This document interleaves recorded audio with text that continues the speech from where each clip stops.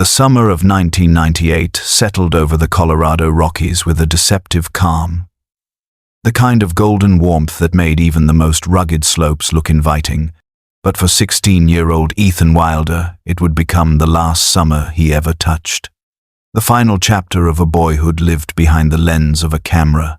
Ethan, pale-skinned with sandy brown hair that constantly fell into his hazel eyes, had always been more interested in capturing the world than simply walking through it. And when he signed up for the school's hiking trip that June, his mother Margaret fussed about sunscreen, and his father David worried about altitude sickness, while Ethan only worried whether he had enough rolls of film tucked into his bag. The trail that morning was alive with the chatter of classmates, laughter bouncing between the pines, boots crunching on gravel, and teachers reminding them to stay in pairs. But Ethan was often at the back of the line, pausing to snap photos of beetles glinting on bark or the way the light spilled through the trees like broken glass. By midday, the group stopped to rest near a ridge where the mountains rolled into each other in endless waves of green. And the last anyone remembers clearly is Ethan standing a few feet away, camera raised, his face glowing with that familiar half-smile he wore when he thought he was about to capture something worth remembering. When the students were called to gather again, he did not come. At first, they assumed he had wandered off chasing another photograph, but minutes stretched into an hour, and the nervous shouts of his name carried farther and farther into the wilderness, with no reply. The footprints they found trailed off toward a steep incline, vanishing in the loose soil as if the earth itself had swallowed him, and near a fallen log lay a half-torn trail map crumpled and damp with mountain dew. His camera bag, which he never let out of his sight, was nowhere to be found. That night, search parties spread lanterns across the forest like scattered stars, voices calling until they were hoarse, but no trace of Ethan returned with them. By morning, the official search had begun. Helicopters circling the ridges, dogs combing the trails, parents arriving pale and frantic. But the Rockies gave nothing back. To those who loved him, it felt as though the mountain had closed its jaws around Ethan and refused to speak, leaving only questions and the echo of a boy's laughter drifting into silence. Margaret Wilder was 39 in the summer of 1998, when her son vanished into the Rockies, and from the moment she received the call that Ethan had not returned with the others, her life became a ceaseless vigil, a rhythm of searching, pleading, and refusing to surrender to the silence that tried to consume her. The officials told her in clipped tones that the mountains were vast and unforgiving, that a boy of 16 could easily have slipped on loose rock, that bears and cougars roamed the ridges, that sometimes nature simply claimed what it wished to claim, but Margaret would not let their words become her truth. She rose before dawn and climbed until her legs trembled, calling Ethan's name into the mist, listening for the faintest echo that might carry him back to her, and when her voice broke, she pressed his photographs to her chest like talismans. The images he had taken of sunlight and leaves and frozen laughter now the only thread that bound her to him. For weeks she organized search parties, persuading neighbors and strangers alike to carry lanterns and comb the trails at night, their lights flickering through the dark forest like a constellation stitched across the earth. But each morning they returned with empty hands, faces drawn with pity, and murmured apologies that scraped at her already bleeding heart. When the sheriff finally declared the case cold, when the papers published their tidy phrases about a likely wildlife attack or an accidental fall, Margaret tore the clippings into shreds and stuffed them in the trash, because to accept them would mean admitting her boy was gone forever, and she could not breathe in a world where that was true. Her marriage strained under the weight of her obsession. David turning quiet and withdrawn, Rachel learning to tiptoe through the house, as her mother transformed every wall into a shrine, photographs of Ethan covering the living room, the hallway, even the refrigerator, until his smile became a haunting presence that watched them eat, sleep, and weep. Neighbors whispered that she was unwell, that grief had driven her to madness. But Margaret did not care, because madness was the only place where Ethan might still be alive, where a clue still waited to be found, where hope still flickered like the flame of a candle bent by the wind. Months passed. The seasons turned. The snow buried the ridge where his footprints had ended, and the world moved forward without him. Yet Margaret remained frozen in that summer, her vigil unbroken, her belief unyielding, her love an anchor that tethered her to a boy who had vanished, but who, in her heart, had never left. David Wilder was a man who believed in order, in the steady march of time and the need to face reality, even when it carved wounds into the heart. But when his son Ethan vanished in 1998, that conviction became a blade that cut his marriage apart. At first, he stood beside Margaret in the searches, holding her hand as they called Ethan's name across ridges and valleys, his own voice breaking with exhaustion and fear. But as weeks turned to months, David began to fold into the silence that the authorities had already accepted, whispering that their boy was gone, that the earth had claimed him, that there was no sense in clawing at stone when the mountain would never yield. Margaret heard these words like betrayal, a poison in her veins, because to her, surrender was another kind of death, one she would not allow. And so the two of them drifted into parallel orbits, their grief expressed in opposing ways, never touching, never reconciling. Margaret filled the house with photographs of Ethan, his smile plastered on every wall until the rooms became suffocating mausoleums, while David retreated to long shifts at work and late nights in the garage, where the hum of tools masked the sound of his wife's sobs. Rachel, only 12 when Ethan vanished, learned to read the tension in every glance, her father's tired resignation against her mother's unrelenting determination, and she grew up in the shadow of a brother who had become both presence and absence. A ghost who shaped every conversation, every silence, every decision. At dinner, the table often remained half set, Margaret leaving a plate for Ethan, as if he might walk through the door at any moment, while David would quietly remove it, muttering that it was unhealthy, that they were tearing Rachel apart by living in the past. Arguments flared in whispers and shouts, behind closed doors and sometimes in front of their daughter, and Rachel would cover her ears, torn between loyalty to a mother who refused to stop searching and a father who longed for peace, even if that peace was hollow. As years passed, Margaret's vigil calcified into ritual, while David's acceptance hardened into bitterness, and the marriage that had once been steady as stone cracked under the strain. Rachel carried that fracture within her, a reminder that Ethan's disappearance had not only stolen her brother, but had reshaped her family into strangers living under one roof, bound together by love yet divided by grief, each unwilling or unable to understand the other's way of surviving. In the autumn of 2023, when the leaves in the Colorado Rockies had begun to burn gold and red beneath a cooling sky, a hunter picking his way along a ridge stumbled upon the collapse of an old bear's den, its entrance caved in from years of storms and shifting earth, a dark hollow that smelled of damp soil and decay. At first he thought it nothing more than the usual remnants of a predator's lair, bones scattered in a rough heap, feathers clinging to the dirt. But as he dug with the tip of his boot, something metallic caught the faint afternoon light. Stooping, he pulled free a rusted camera, its casing pitted with age, a relic that seemed impossibly out of place among the debris. The leather strap, though frayed and cracked, still bore the faded initials scratched by hand long ago. E.W.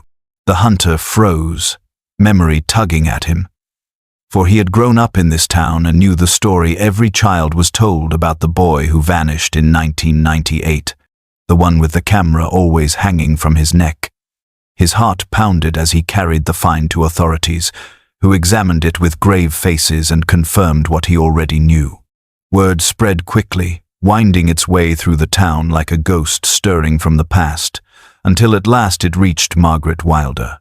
She was 64 now, her hair silvered and her hands lined with years of grief.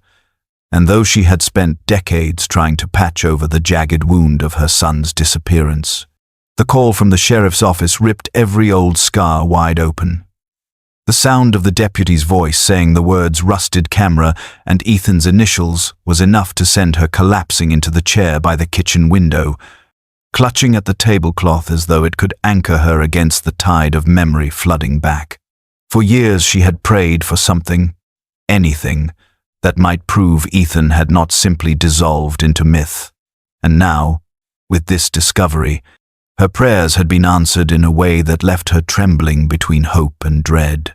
She imagined his hands gripping that same camera, the last object that tethered him to her across 25 years of silence, and wondered what images it might still hold, what secrets it might whisper once coaxed from the ruined film inside. The mountains had finally spoken, and their voice carried both promise and pain. The camera, once rusted and sealed by years of mountain damp, was handled as though it were an artifact dug from the ruins of some ancient world, every inch of it treated with caution, as technicians pried open the corroded casing and discovered, astonishingly, that a roll of film still rested inside, brittle but intact, a fragile thread to a boy lost in 1998. The process of developing the film was agonizingly slow, the chemicals coaxing ghostly shapes to the surface as if the past itself resisted being revealed. And Margaret sat rigid in the dim room of the police station, her hands twisted together so tightly that her knuckles blanched as she waited to see the last glimpses her son had captured through his lens. The first image that emerged was innocent, almost cruel in its ordinariness. Ethan grinning at the camera, while classmates jostled behind him, the mountain ridge sprawling like a painted backdrop, his face alive with the eagerness of youth and the joy of being exactly where he loved to be. Camera in hand, the world unfolding before him. The next frames showed sweeping vistas of the Rockies, ridges bending into shadow, clouds hanging low and heavy. Ethan's eye for beauty evident even in the hurried composition of a school trip. But then the photographs shifted, the brightness dimming as though the light itself had begun to flee, and the images grew blurred and frantic, branches caught at odd angles, streaks of motion across the frame, the suggestion of something watching. One photograph showed a pair of eyes glowing in the darkness, the reflection from the flash casting them sharp and unnatural, animal perhaps, yet set at a height that seemed too human to dismiss. Margaret felt her chest tighten as each new frame appeared, the room around her fading until all that existed were these fragments of a boy's last moments, his fear etched in light and shadow. The final photograph struck like a hammer, a blurred figure looming behind Ethan, indistinct yet undeniably human, the outline of shoulders, the curve of a face half hidden, as though someone had been following him, close enough to reach out and touch. The technician, usually detached, faltered at the sight, whispering a soft curse under his breath. And Margaret pressed a hand to her lips, her mind clawing through 25 years of grief to make sense of the image. What had been dismissed as an accident, an attack by nature, now seemed shrouded in darker possibility, a truth that chilled her blood, for the mountain had not been empty that day, and Ethan's lens had caught a presence no one had ever admitted was there. The photographs, once revealed, spread through the small mountain town like sparks catching in dry grass, reigniting the old whispers that had never truly died in the 25 years since Ethan Wilder vanished on that school trip in 1998. And soon, every diner booth, church pew, and grocery aisle hummed with speculation. Some clung to the official version, muttering that the eyes captured in the photographs must have belonged to a bear startled by the flash. that the blurred figure behind Ethan was nothing more than a trick of motion, a shadow stretched by panic and failing light. Yet others lowered their voices and spoke of the hermit who had once haunted those slopes, a man named Harlan Briggs who, back in the late 90s, had been accused of luring hikers off trails with false markers and eerie campfire calls. The sheriff at the time had dismissed such stories as folklore, claiming no evidence tied Briggs to anything beyond trespassing. But the memory of him lingered like a stain across the town, and the images from Ethan's camera seemed to breathe life back into the suspicion that his disappearance had never been an accident at all. Margaret heard the rumors whispered in line at the market, saw them printed in careful euphemisms in the local paper, and though her heart rebelled at the grotesque theories, she could not help but wonder if the strangers had been right all along.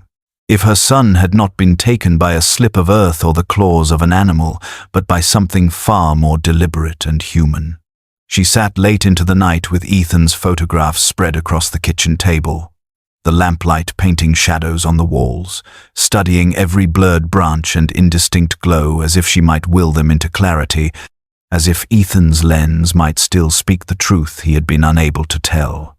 David refused to look, muttering that chasing monsters would only destroy what little peace they had left.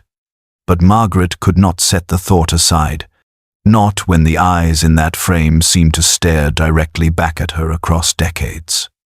Not when the shape behind her boy bore the unmistakable weight of intent. Rumors had a way of carrying truth inside them like seeds hidden in husks. And though she knew the town loved its myths as much as it loved its gossip, Margaret felt the ground of her certainty shift beneath her. Perhaps the mountain had not swallowed Ethan whole. Perhaps it had only hidden what human hands had done. It was late in the evening when Margaret received the call that would alter the quiet rhythm of her grief. A voice on the other end identifying itself as Lucas Green, a name that pulled at her memory until she remembered the ranger's face from those endless days of 1998, when the mountains had swallowed her boy and the world had turned into search grids and unanswered questions. Lucas was older now, well into his 60s, his voice carrying the weariness of a man who had spent his life walking the ridges and valleys of the Rockies. But beneath it was a current of unease, the tone of someone carrying a truth too long buried. He told her that he had never believed the official report, not fully, because on the morning after Ethan vanished, when he had been sent with a team to scour the ridge near the fallen log where the footprints ended, he had noticed things that did not fit the neat story of an accident or an animal attack. The branches near the trail had been broken at odd angles, not the way a bear would tear through them, but the way a human hand might snap them to mark a path. And there were boot prints overlapping Ethan's lighter steps, larger, heavier, as though someone had been walking behind him. Lucas had written these details in his report, he confessed. But by the time the paperwork reached the higher offices, those lines had been erased, replaced with phrases about loose soil and wildlife predation. When he pressed his superiors, he was told to stand down, that fear-mongering about predators in human form would only inflame the town and destroy tourism. And so he swallowed his doubts, watching the case turn cold while Margaret's pleas were met with silence. For 25 years he had carried that guilt, every broken branch etched into his mind, every erased word a weight on his conscience, and seeing the photographs from Ethan's camera in the paper had driven him to finally reach out. Margaret listened in stunned silence, her heart torn between gratitude for his honesty and fury that such evidence had been buried. But above all, she felt the faintest stir of vindication, that she had not been mad to question, that her endless vigil had not been a mother's delusion, but a mother's instinct. Lucas offered to meet her, to walk the trail again and show her the places that still haunted him, and though fear coiled in her chest, Margaret agreed, because the truth, no matter how long delayed, had begun to stir from its shallow grave. Rachel Wilder was 40 years old in the autumn of 2023. Her dark hair streaked with silver at the temples, her face lined not only by time but by the long shadow of grief she had carried since childhood. And when she stepped into her mother's kitchen to find the table once again littered with Ethan's photographs, she felt the old ache rise like a tide she could never escape. For Rachel, reopening the case meant reopening wounds that had never healed, wounds that had defined her every birthday, every holiday, every milestone since 1998, when her brother vanished into the mountains and left behind a silence that swallowed their home whole. She told Margaret, in a voice trembling with frustration, that chasing new leads after 25 years would not bring Ethan back, that it would only crush what little remained of their family, that David had already withered under the strain, and she herself had grown up as a ghost in her own house, overshadowed by the boy whose absence had become larger than his presence had ever been. Margaret, seated at the head of the table with the photographs spread before her like holy relics, clutched one between her fingers and shook her head, her eyes blazing with the same defiance that had kept her searching through snow and rain all those years ago. And she whispered that Ethan's story deserved truth, not silence, that to bury the camera's revelations beneath fear was to let her son vanish all over again. Rachel pressed her palms to the counter, tears brimming, pleading for her mother to let it rest, to choose the living over the dead, to choose her daughter who still stood in the room over the son who never would again. But Margaret's gaze did not waver. She told Rachel that the silence had already destroyed them once, and she would not let it finish the job, that she could endure being called obsessive, delusional, even cruel, but she could not endure knowing Ethan's final images had shown a truth everyone was too afraid to confront. The kitchen clock ticked loud in the pause that followed, the air heavy with the echo of arguments repeated across decades, and though Rachel turned away, muttering that she could not watch her mother unravel again, Margaret sat straighter, pressing Ethan's photograph to her chest as if it were a shield, her resolve hardening into something immovable. Because love, she believed, was not in letting go, but in refusing to let the truth be buried. It was Lucas Green who first mentioned the name that stirred something long forgotten in Margaret's mind, the memory of Ethan's friend, Kyle Harrington, a quiet boy who had always hovered at the edge of photographs, his lanky frame half-turned from the lens, his eyes watchful, as though he carried secrets even back then in 1998. Lucas told her that Kyle, now in his early 40s, had come forward after hearing about the photographs from the recovered camera, his conscience too heavy to keep silent any longer, and Margaret felt her pulse quicken at the thought that someone who had been there that day might hold the piece of truth she had searched for across decades. When she met him, she barely recognized the man with thinning hair and restless hands that drummed against the table as if marking time to an anxious rhythm only he could hear, his eyes darting from hers to the floor as though the past were a shadow still chasing him. After a long silence, he pulled from his coat pocket a battered leather-bound notebook, its cover worn smooth from years of being handled, and he explained in a halting voice that he had kept this journal during the hiking trip, scribbling down notes each night because writing calmed him when the world felt too loud. Margaret's fingers trembled as she opened the first pages. The ink faded but legible, his teenage handwriting sprawling across the paper, recounting the mundane details of the trip, until she reached the entry dated the day Ethan vanished. Kyle, his voice raw as he recited the words, described how he had wandered slightly off the trail and seen Ethan deep in the woods, arguing with an older man he did not recognize, a man with a wiry frame and clothes too ragged for a hiker, his gestures sharp and angry. Ethan's camera strap looped tightly around his wrist as though he meant to use it as both shield and witness. Kyle admitted he had frozen, too frightened to call out or alert the teachers. And when he returned moments later with the group, Ethan was gone. The man vanished, and the forest silent as if nothing had happened. For years he told himself it had been a trick of nerves, that the mountain played games with memory. But the photographs had jolted the image back into clarity, and now, hunched before Margaret, he whispered that he had been a coward, that his silence had condemned Ethan. Margaret pressed the journal to her chest, tears sliding down her face. For here, finally, was proof that her son's disappearance had not been fate or misstep, but the act of a man hidden by shadows. The forest seemed to tighten around them as Lucas Green guided Margaret along a forgotten path, the undergrowth clawing at their legs, the air damp with the scent of pine and rot, until at last the trees thinned to reveal the remains of a shack crouched low against the slope, its timbers sagging, its roof caved in like the back of a dying animal, a place that felt more grave than dwelling. Lucas, his breath heavy with years of memory, explained that this was where he had once found signs of human presence during the searches in 1998.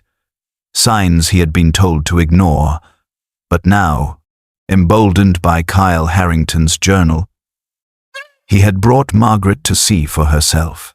The door, little more than splintered wood hanging by a rusted hinge, gave way with a groan when Lucas pushed it open, and the dim interior revealed a world frozen in decay. Rusted animal traps lay scattered on the dirt floor, their teeth curled with corrosion but still menacing. Scraps of torn clothing hung from nails driven into the walls, stiff with mildew, and in the corner sat a rotting wooden crate, its lid half collapsed beneath the weight of damp years.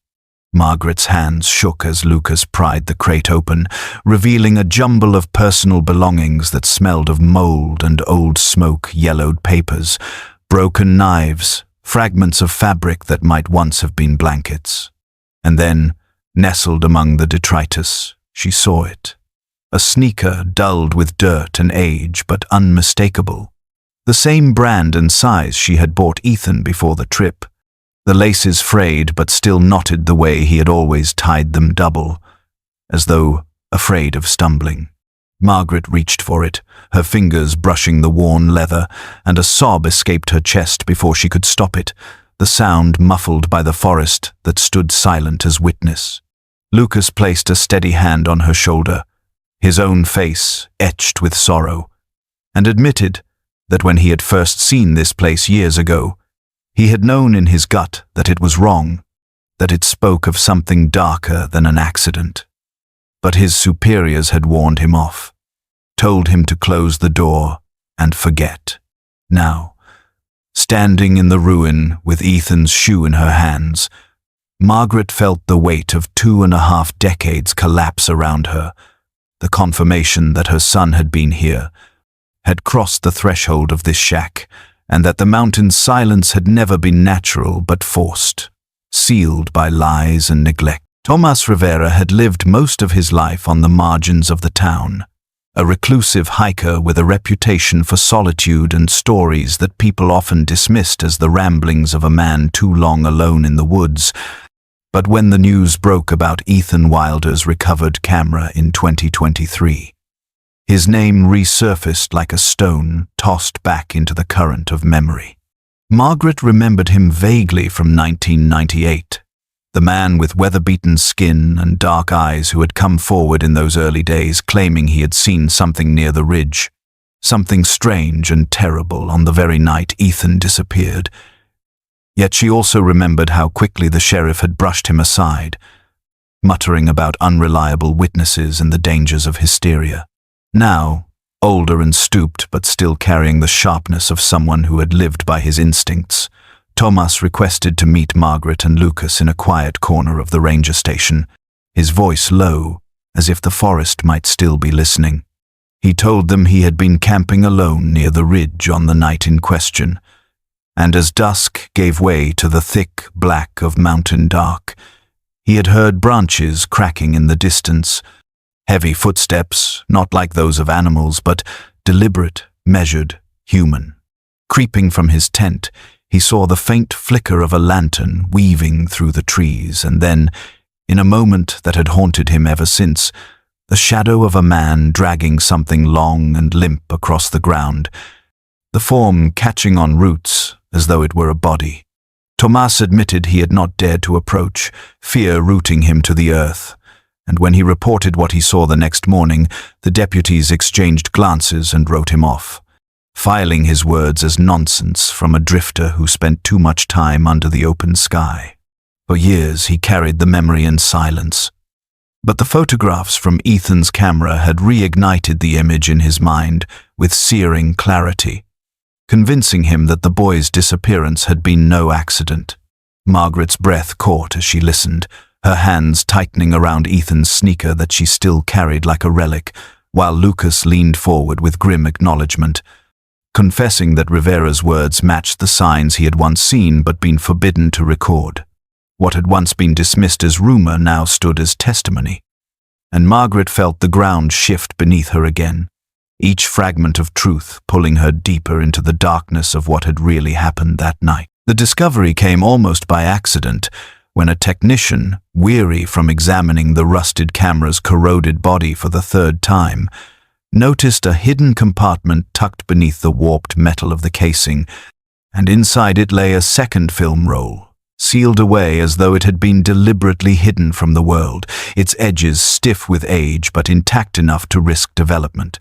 The roll was taken to the lab with the same reverence as an ancient manuscript, and Margaret, who had already endured the torment of the first photographs, sat once more in the dim red glow of the dark room, her heart thudding in her chest as ghostly images began to bleed into life on the paper. At first the pictures seemed disjointed, frantic in composition, Ethan's hand clearly shaking as he pressed the shutter again and again. The world around him captured not with the eye of an artist, but with the desperation of someone who knew his only witness would be the lens. Trees appeared marked with strange symbols carved deep into their bark, jagged lines and circles that made no sense, signs of territory or warning, though whether left by men or something darker, no one could say.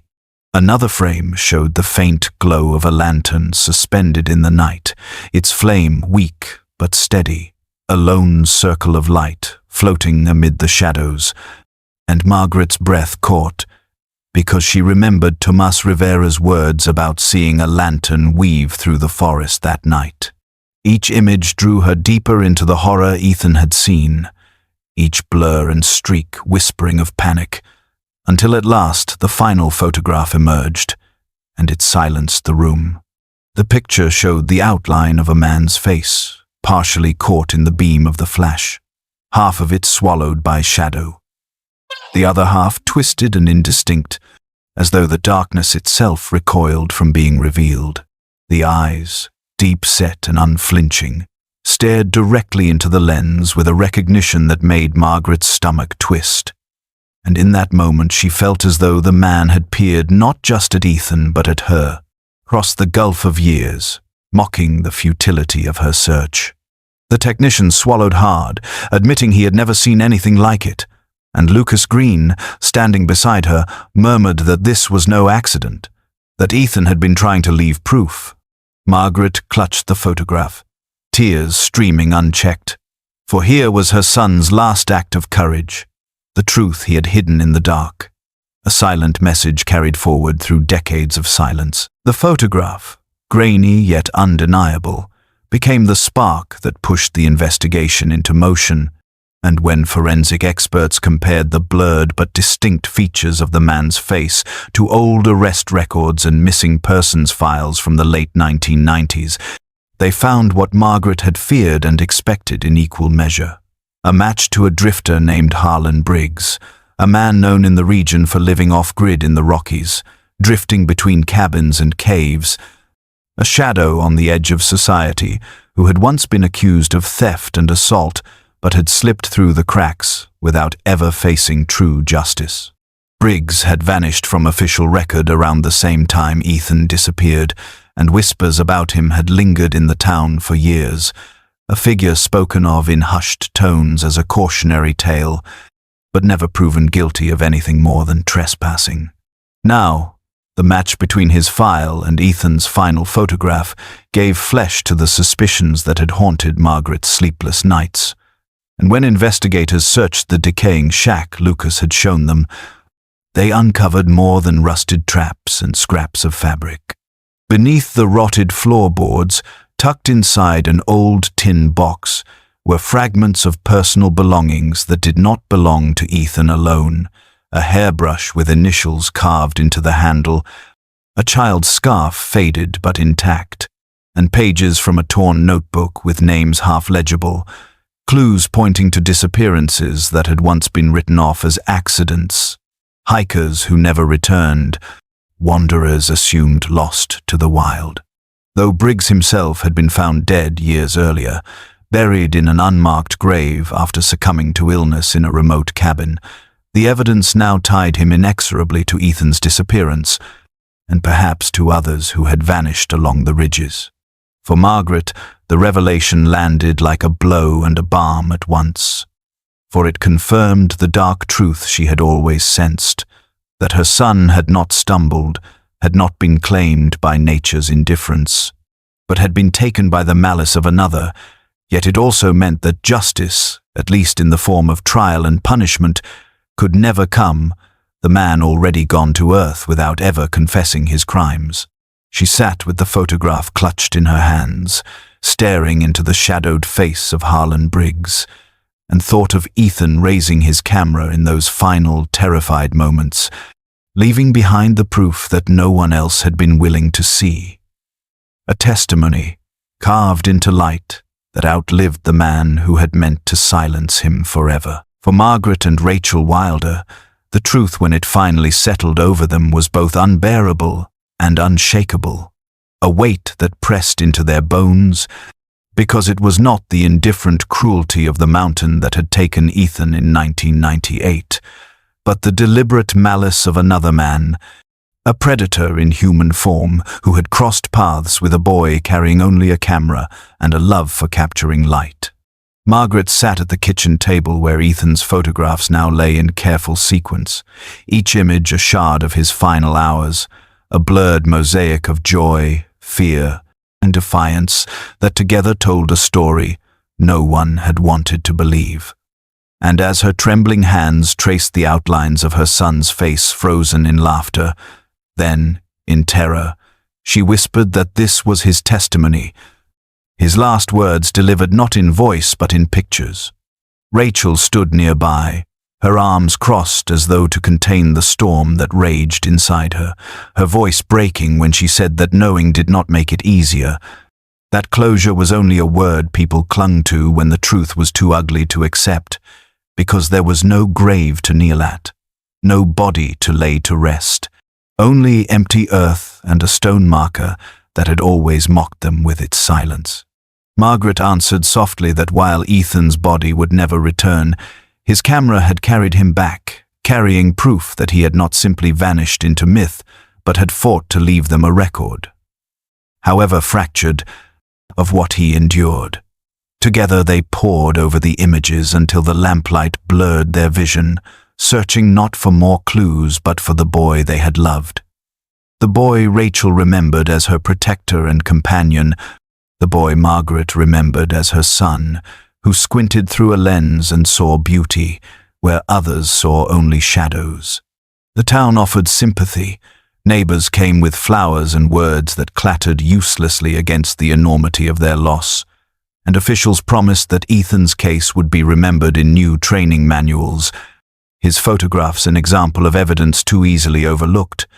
But for Margaret and Rachel, these gestures were only echoes, hollow and distant. What remained real was the shoe from the shack, the journal from Kyle, the trembling testimony of Tomas, and above all the photographs, fragments of a story that was incomplete yet irrefutable, fragments that carved the truth into their lives with permanence. And though devastation filled their hearts, beneath it lay the faintest pulse of peace, the knowledge that Ethan's voice had not been erased but had endured in the captured images, his lens proving stronger than the silence of 25 years. The day of the memorial dawned cool and bright. The kind of autumn morning where the air carried both the sharpness of loss and the promise of clarity, and Margaret Wilder walked slowly through the cemetery with the final photograph of her son clutched in her hands, the image that had survived a quarter of a century sealed in darkness, only to emerge now as his last voice. Ethan's grave marker stood as it always had, a simple stone carved with his name, a monument to absence rather than presence, and though no body lay beneath, Margaret had always come here with flowers, prayers, and questions that the earth never answered. This time was different. The photograph, Ethan's self-taken shot that captured him weary but defiant, his hazel eyes fixed on the lens, as though he knew he was leaving behind proof, and was slipped carefully into a frame and set against the cold stone, a gesture of finality and love. Margaret bent close, her lips trembling as she whispered, "Now I know, Ethan. Now I can carry you home." Words that trembled with grief, yet also with release. The culmination of 25 years of searching, doubting, and refusing to let silence be the end. Around her, the community gathered, faces both familiar and aged. Neighbors who had once joined in the search, classmates now grown into parents themselves. Even officials who had dismissed her but now bowed their heads in quiet respect, all drawn together by the story that had haunted them for decades and had finally been given its ending, however broken. Rachel stood beside her mother, her hand on Margaret's shoulder, her own tears flowing freely as she gazed at the photograph, at the brother whose shadow had shaped her life, and for the first time she felt something lighter than despair, as though Ethan's voice, carried through the lens, had finally reached her too. Lucas Green, the ranger who had never stopped regretting his silence, lingered nearby, while Tomas Rivera, stooped but resolute, crossed himself and muttered a prayer for the boy he had once glimpsed in the dark. The crowd spoke in hushed tones, the kind reserved for sacred spaces, and as Margaret stepped back, the photograph gleamed faintly in the sunlight, a beacon among flowers and stone. Grief still lived within her, a constant companion, but woven through it now was release. The sense that Ethan had not been forgotten, that his story had been told, and that in the fragments of light he had left behind, he had finally come home.